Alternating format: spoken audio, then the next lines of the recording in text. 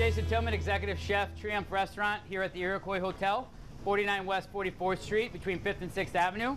Today, ladies and gentlemen, we're going to do a iceberg lettuce, one of my favorite lettuces there is out there. And we're going to do a iceberg lettuce salad with poached lobster, blue cheese, peas, and tomato mint vinaigrette. So stick around. Iceberg lettuce salad. We're going to start with a little bit of our tomato mint vinaigrette on the plate. We have our nice head of baby iceberg lettuce. We're going to hit that with a little bit of salt and a little bit of pepper. Okay.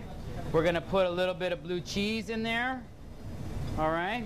Simple blue cheese. All right. Now we have our lobster meat with a little bit of lemon zest and our tomatoes. We're going to go a little bit of extra virgin olive oil, a little bit of salt, and a little pepper on this one. We're going to mix that all together. Okay. And we're going to set that all around nice. Okay. Really simple, easy. This is a great, great summertime salad with that fresh lobster meat, your tomatoes, the tomato mint vinaigrette. And then we're going to add some nice fresh English peas. Okay.